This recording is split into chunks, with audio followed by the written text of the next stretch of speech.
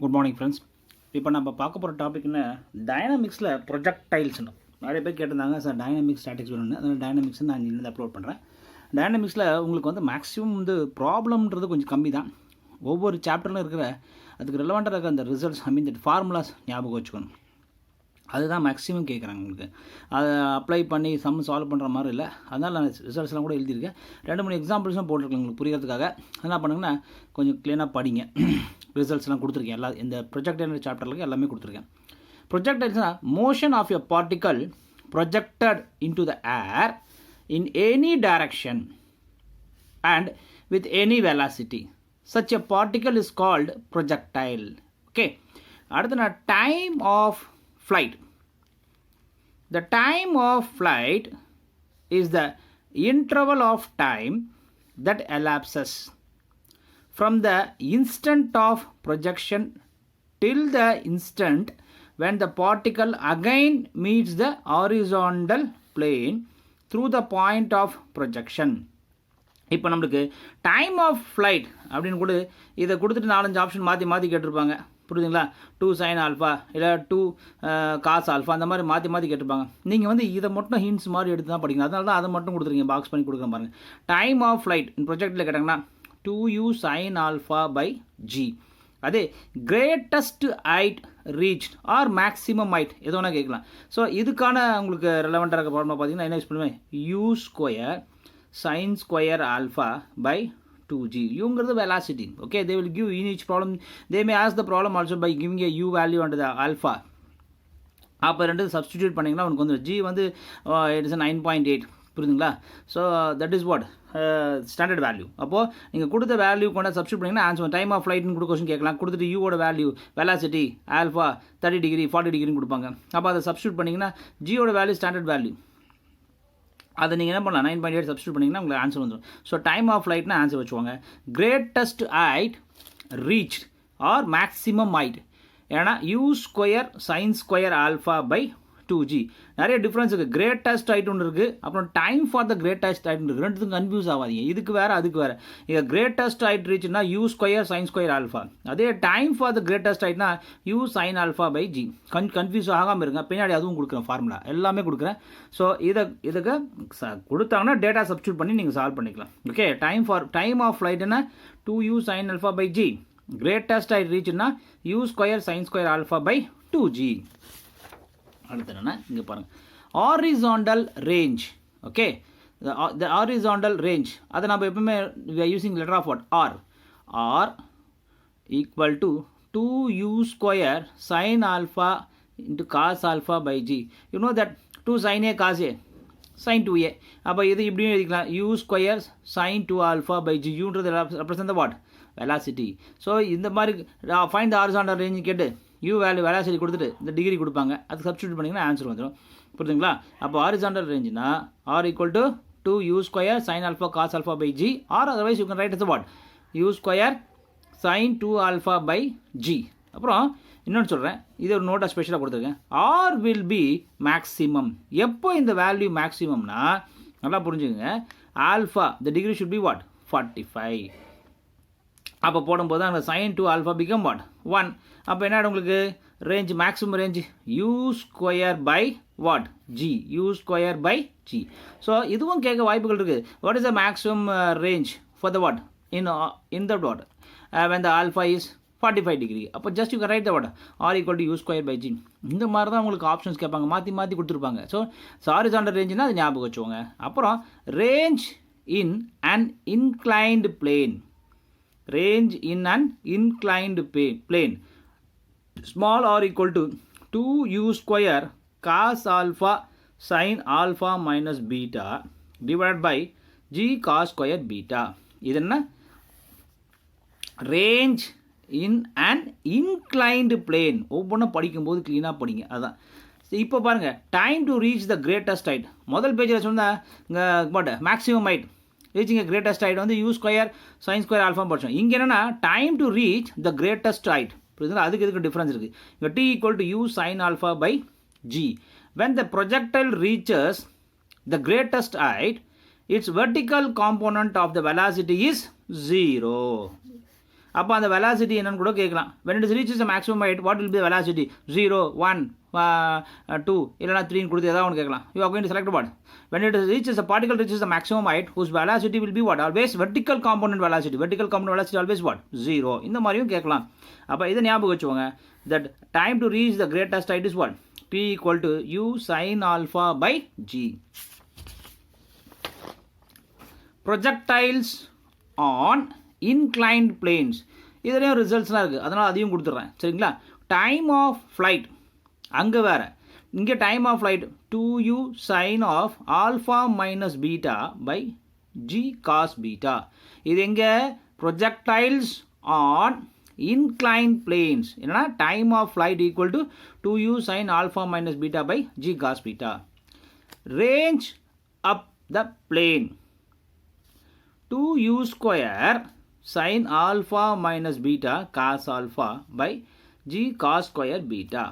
இதிலே பார்த்தீங்க இந்த inclined planeல maximum range of the plane u square by g into 1 plus sin beta when here 2 alpha minus beta equal to pi by 2. புரியுதுங்களா? So இதுவும் இதெல்லாம் standard results. நீங்கள் என்ன பண்ணுவோம், பேப்பரில் அழகாக எழுதி மனப்பாடம் பண்ணிக்கணும். இந்த மாதிரி தான் வரும் கொஸ்டின்ஸில். இதை அப்ளை பண்ணி கேட்குற இப்போ யூவோட வேல்யூ ஆல்ஃபாவோட வேல்யூ பியோட வேல்யூ கொடுத்து கேட்குறதுலாம் வந்து கொஞ்சம் ரேர் கேஸஸ். அவங்களுக்கு ஸ்டாண்டர்ட் அப்படி ரிசல்ட்ஸ் மட்டும் தான் கேட்குறாங்க. எது கரெக்டு எது தப்பு அந்த மாதிரி தான் கேட்குறாங்க. புரியுதுங்களா? அதனால் படிக்கும்போது கொஞ்சம் இப்போ சேர்த்து க்ளீனாக படிங்க. அதான் 2-3 ப்ராப்ளமும் போடுறேன், பண்ணியிருக்கேன் 2-3 ப்ராப்ளம் உங்களுக்கு புரியறதுக்காக. ஏன்னா சார் ப்ராப்ளமே இல்லை சார் வெறும் இதாக இருக்குது அந்த மாதிரி. சார் ப்ராப்ளம் கேட்டாலும் பண்ண முடியல நம்ம, அதுக்காக. இங்கே பாருங்கள், a man can throw a stone with a velocity of 20 meter per second. இங்கே பாருங்கள், அவர் என்ன பண்ணுறேன்னா a man can throw a stone with velocity of 20 meter per second. This is a value for what? U. Find the maximum distance he can throw it on a horizontal plane and to what height will it what rise. The question எவ்வளோ height rice ஆகும். Question என்ன கொடுத்துருக்கானா பாருங்கள், இப்போ velocity கொடுத்துட்டான். a man can throw a what stone with velocity of 20 meter per second பண்ணுறாரு. அதனால் நம்ம என்ன கேட்கணும், find the maximum distance and also that what height it will rise. That's all. கொடுத்த வச்சுட்டு போடுங்க. u equal to what 20 meter per second. maximum range u square by g. u square பண்ணி போடுங்க. 20 into 20 by 9.8 become what 40.8 meter. அப்புறம் என்ன கொடுத்துருக்காங்கன்னா maximum, நல்லா புரிஞ்சுக்கோங்க, இந்த மேக்ஸிமம் டிஸ்டன்ஸ்னாவே நம்ம என்ன பண்ணுவோம், that alpha we are going to consider the what at alpha at what 45 degree. இதை வந்து கொடுக்கல சார் அவங்கண்ணா, that is understood. Okay, now இங்கே பாருங்கள், maximum distance he can throw on horizontal plane. அதான் மேக்ஸிமம் டிஸ்டன்ஸ் எவ்வளோ பண்ண முடியும்னு கேட்கும்போது என்ன ஆகிடும், அப்போது 40.8. சரிங்களா? அப்புறம் மேக்ஸிமம் ஹைட்டுக்கு ஃபார்முலா u ஸ்கொயர், புரியுதுங்களா, sine square alpha. u square sine square alpha by 2g. ரைட்டா? இப்போ u வேல்யூ தெரியும், 20 meter per second velocity, u into u போட்டிங்க. இப்போ சைன் ஸ்கொயர் இங்கே என்ன ஆல்ஃபா இஸ் வாட் 45. 5/4 போட்டிங்கன்னா 5/9 ஆகிடும், உங்களுக்கு 90 ஆகிடும். அது போட்டு ஸ்கொயர் பண்ணி போட்டிங்கன்னா வேல்யூ வந்துடும். அப்போ என்னன்னா உங்களுக்கு என்னாச்சுங்க 2 இதான் மல்டிபிள் பண்ணி சிம்பிளை பண்ணிங்கன்னா இட் கம் 10.2 மீட்டர். அவங்க கேட்டதுன்னா maximum height it can reach 10.2 metre. 2 question தான் கேட்டிருக்கான். ஃபர்ஸ்ட் என்ன கேட்டாங்க, மேக்ஸிமம் டிஸ்டன்ஸ் எவ்வளோ போகும் இந்த ஹாரிசான்டல் பிளேன்னா 40.8. அப்போது அந்த மேக்ஸிமம் டிஸ்டன்ஸ்னாவே that alpha it understood is what is 45 degree the angle. அதனால் மேக்ஸிமம் ஹைட்டில் ஃபார்முலா எழுதி அந்த ஆல்ஃபா வேல்யூ கொண்டாந்து சப்ஸ்டிடியூட் பண்ணி என்ன பண்ணுறோம், நம்ம சிம்பிளிஃபை பண்ணால் இந்த மேக்ஸிமம் ஹைட் கண்டுபிடிச்சலாம். இந்த maximum height it can reach what 10.2 metre. ரைட்டா? சரி, இங்கே வந்து வெலாசிட்டி கொடுத்து கேட்டால் மட்டும். ரைட்? அப்போ அடுத்த கொஸ்டின் என்ன, இன்னொன்று அதே தான், கொஞ்சம் டிஃப்ரெண்ட்டாக கேட்டுருக்கேன். இங்கே பாருங்கள், வித் வாட் மினிமம் வெலாசிட்டி கண்டுபிடிக்கணும். Okay, with what minimum velocity a man can throw a ball to a maximum range of 80 metre. இவன் என்ன கொடுத்துறாங்க, மேக்ஸிமம் ரேஞ்ச் கொடுத்துட்டு என்ன கேட்குறாங்க, மினிமம் வெலாசிட்டி கேட்குறாங்க. நம்ம வெலாசிட்டி கண்டுபிடிக்கணும், மேக்ஸிமம் ரேஞ்ச் கொடுத்துட்டாங்க. Okay, maximum range they given. By using this we are going to find the what velocity and to what height does it reach in this condition. Question புரியுதா உங்களுக்கு? Question புரிஞ்சால் தான் முதல்ல எது suitable formula கொண்டாந்து எழுதி கண்டுபிடிக்கணும். அதான் முக்கியம். அவங்க கொடுத்தது என்ன கொடுத்தாங்க? மேக்ஸிமம் ரேஞ்ச் கொடுத்துறாங்க. அப்போ மேக்ஸிமம் ரேஞ்ச் நம்மளுக்கு வேல்யூனா u²/g. u²/g வேல்யூ என்ன கொடுத்தாங்க? 18 கொடுத்துறாங்க. அதை கொண்டாந்து சப்ஸ்டியூட் பண்ணுங்கள். அப்புறம் கிராஸ் மல்டிப்ளை பண்ணிங்கன்னா u² = 80 × 9.8. g வேல்யூ 9.8 போடுறீங்க. அப்போ u = √9.8 × 80 போட்டிங்கன்னா வருது உங்களுக்கு 28 மீட்டர். அப்போ அவங்க கேட்ட ஃபஸ்ட்டு கொஸ்டின் என்ன? ஃபஸ்ட் என்னது? Minimum velocity. அப்போ மினிமம் வெலாசிட்டி வேல்யூ என்ன வந்துச்சு உங்களுக்கு? 28 மீட்டர் பர் செகண்ட். அப்புறம் maximum height. What is the formula for the maximum height? Like the same problem, the previous one. Maximum height நாவே இது understood. Alpha will be always 45 degree. மறந்துடாதீங்க. u² sin² alpha. போன ப்ராப்ளத்தில் அவங்க என்ன பண்ணாங்க? u ஓட value கொடுத்துறாங்க. இங்கே u ஓட வேல்யூ கொடுக்காம மேக்ஸிமம் ரேஞ்சு கொடுத்துட்டு அதுலேருந்து நம்ம u கண்டுபிடிச்சி வெலாசிட்டி கண்டுபிடிச்சிட்டு அப்புறம் என்ன பண்ணுறோம்? மேக்ஸிமம் ஹைட் கண்டுபிடிக்கிறோம். So maximum height is u² sin² alpha by 2g. Formula எழுதிட்டீங்க. u ஓட value 28 square by 1/2 by 2.98. Simply பண்ணிங்கன்னா எவ்வளோ வரும்? 20 மீட்டர். அப்போது அவங்க கேட்ட question what height it reach in this கண்டிஷன்னா it reach maximum of what? 20 metre. புரியுதுங்களா? ஸோ எப்படி கொஸ்டின் மாற்றி கேட்குறாங்க? எல்லாம் சின்ன கொஸ்டின்ஸ் தான் கேட்கறது வாய்ப்பு இல்லை. பெரிய கொஸ்டின்ஸ் தான் டெரைவ் பண்ணுற மாதிரி உங்களுக்கு ஆன்சர் வருது. இந்த மாதிரி சிம்பிளாக வரும். அதனால தான் அந்த ஸ்டாண்டர்ட் ரிசல்ட்ஸ் ஃபார்முலா கொடுத்துருக்கு. அதை கொஞ்சம் ஞாபகம் வச்சுக்கிட்டிங்கன்னா யூவோட வேல்யூ இந்த ஜியோட வேல்யூ ஸ்டாண்டர்ட் அதெல்லாம் கொண்டு வந்து சப்ஸ்டியூட் பண்ணி யூ எப்போ கொடுத்துறாங்க? வெலாசிட்டி யூ கொடுத்துட்டாங்கன்னா அது வச்சு என்ன கேட்பாங்க? மேக்ஸிமம் ரேஞ்சு கேட்பாங்க. இல்லை மேக்ஸிமம் ரேஞ்சு கேட்டாங்கன்னா அது வச்சு என்ன கேட்பாங்க? வெலாசிட்டி. எது மாற்றி கேட்டாலும் நம்ம கண்டுபிடிக்கணும். அதுக்கு ரெலவெண்ட்டான ஃபார்முலா எடுத்து எழுதி சப்ஸ்டியூட் பண்ணுங்கள். சரிங்களா? ரைட். இப்போ நான் ஒவ்வொன்றும் சப்ஸ்டியூட் பண்ணி உங்களுக்கு எக்ஸ்பிளைன் பண்ணுறேன். நான் டைமில் தான் நான் பண்ண ஒர்க் அவுட் பண்ணிட்டு உங்களுக்கு அப்படியே எக்ஸ்பிளைன் பண்ணுறேன். Because we have what running short of time. Well Sunday exam பார்த்தேன் இன்றைக்கி. நேற்று மாதிரி கேன்சல் பண்ண சொன்னாங்க. பட் இன்றைக்கி எக்ஸாம் இருக்கிற மாதிரி பேசியிருக்காங்க. அதனால தான் பண்ணுறேன். நான் கொஞ்சம் ஃபாஸ்ட்டாக ஒர்க் அவுட் பண்ணிட்டு உங்களுக்கு எக்ஸ்பிளைன் பண்ணிடுறேன். சரிங்களா? ரைட். அடுத்துன்னா இதனுடைய இந்த சாப்டர்லேயே கண்டினியூவேஷன் இம்பல்ஸ் ஃபோர்ஸ். புரியுதுங்களா? ஃபஸ்ட் என்ன இருக்குது? இம்பல்ஸை படிச்சுட்டு அப்புறம் இம்பல்ஸ் ஃபோர்ஸ் வாங்க. ஏன்னா இம்பல்ஸ் அதன் ஒன்லி கன்ஃபார்ம்ஸ் இம்பல்ஸ் ஃபோர்ஸ். இங்கே பாருங்கள். இம்பல்ஸ்னால் the concept of impulse of a force is used to characteristic the effect on a body of a force acting during certain interval of time. the முக்கியம் இது.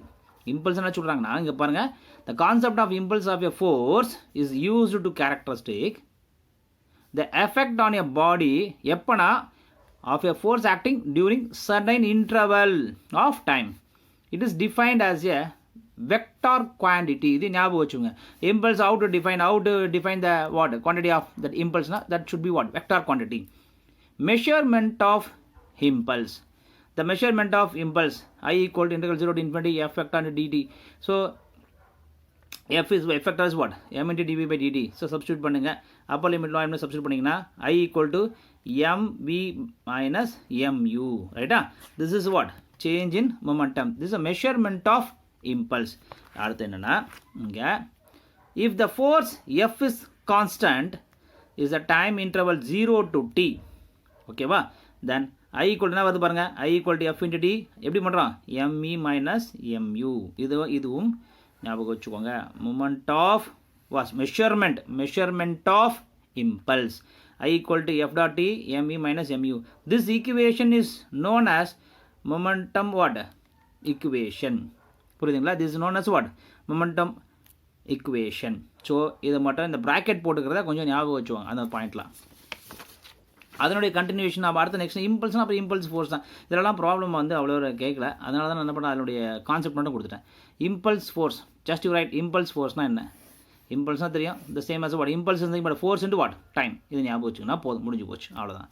இதை டெஃபினேஷன்ஸாக எழுதியிருக்கேன். A very large force acting on a rigid body for a very small interval of time and producing a change in momentum in that interval is called impulse what? Force. புரியுதுங்களா? இதை உங்களுக்கு படித்தா புரிஞ்சிடும். இதெல்லாம் வச்சு எக்ஸ்பிளைன் பண்ண time இல்லை. அடுத்து என்ன? கொலைஷன் ஆஃப் எலாஸ்டிக் பாடிஸ். அதில் இருக்கிற முக்கியமான கான்செப்ட் மட்டும்தான். இதெல்லாம் நம்மளுக்கு இந்த மாதிரி கேட்குறதுக்கு வாய்ப்புகள் இருக்குது. ப்ராப்ளம்ஸுங்கிறது இதில் கேட்கல. நான் திருப்பி சொல்கிறேன். டைனமிக்ஸில் வந்து சின்ன ப்ராப்ளம் தான் கேட்டிருக்காங்க, ரொம்ப பெரிய ப்ராப்ளம் கேட்கல. அதனால் முதல்ல அதுக்கான இந்த ரிலவெண்ட்டாக ரிசல்ட்ஸை கொடுத்துருங்க. ப்ராப்ளம் சார் தர்றேன்.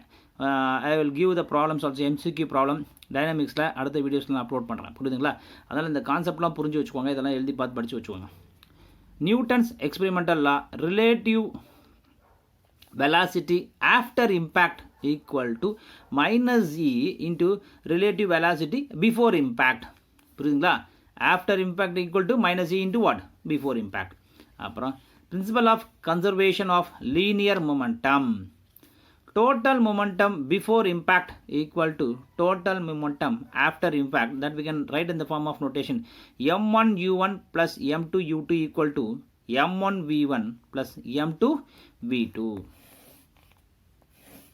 அடுத்தது coefficient of restitution or elasticity E. அதனுடைய கான்செப்ட் லிமிட்ஸ் எப்பவுமே என்ன ஆகும்? ஈயோட value should lies in between 0 to what? 1. For inelastic bodies E equal to 0. For perfectly elastic bodies E equal to 1. இந்த மாதிரி கொஸ்டின்ஸ் தான் கேட்கறதுக்கு வாய்ப்புகள். ஈயோட வேல்யூ என்ன? இன்எலாஸ்டிக் பாடிஸ்னால் E equal to 0, 1, 5, 10 கொடுத்துட்டு அப்போ 0னு ஒரு ஆப்ஷனை கரெக்டாக சூஸ் பண்ணணும். அதே பர்ஃபெக்ட்லி எலாஸ்டிக் பாடிஸ்னால் ஈயோட value should be always 1. So இதை மறந்துடாதீங்க, இதுவும் இம்பார்ட்டன்ட். ஏன் இதெல்லாம் சொல்கிறேன், இதெல்லாம் பழைய கொஸ்டின் பேப்பர் ரெஃபர் பண்ணும்போது கிடைச்ச கீஸ் வச்சு தான் உங்களுக்கு அந்த கொஸ்டின்ஸை நான் ரைஸ் பண்ணியிருக்கேன். புரியுது? அந்த மாதிரி கொடுக்கணும் கான்செப்ட் தான் அந்த மாதிரி எழுதியிருக்கேன். அதனால் நான் வந்து சும்மா அப்படியே கதை மாதிரி இல்லை, பழைய கொஸ்டின்ஸில் என்ன இருக்குது, என்ன மாதிரிலாம் கேட்டுட்டு இருக்காங்க, என்ன மாதிரி ப்ராப்ளம் கேட்குறாங்களா, இல்லை இந்த மாதிரி ரிசல்ட்ஸ் ஓரியண்டாக கேட்குறாங்களா, அதனால் முதல்ல எழுதிட்டேன். ப்ராப்ளம்ஸு கொஞ்சம் கொஞ்சம் சொல்கிறேன், சின்ன சின்ன ப்ராப்ளமாக உங்களுக்கு போட்டு எக்ஸ்பிளைன் பண்ணுறேன். சரிங்களா? ரைட். அடுத்து என்ன 3 முடிச்சாச்சா?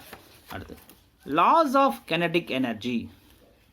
Laws of kinetic energy. In direct impact பார்த்தீங்கன்னா 1/2 m1 into m2 by m1 plus m2 u1 minus u to the whole square into 1 minus e square. இது எப்போனா இது direct impact. இதே oblique impactல பார்த்தீங்கன்னா வச்சுக்கோங்க 1/2 m1 into m2 by m1 plus m2 u1 cos alpha 1 minus u2 cos alpha 2 the whole square into 1 minus e square.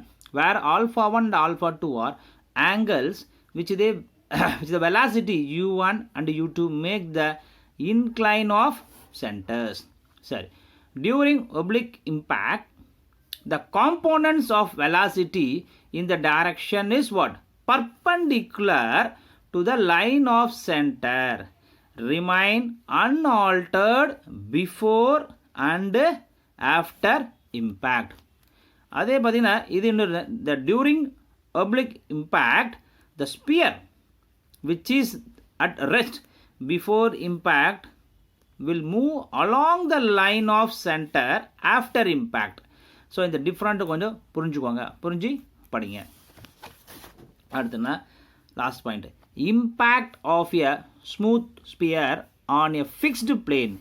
Impact of a smooth sphere on the fixed plane. First என்னன்னா, if a sphere impinges normally on a plane with a velocity u, it rebounds back with the velocity என்னன்னா e into u. புரியுதுங்களா? இந்த மாதிரி concept கொஞ்சம் புரிஞ்சுங்க.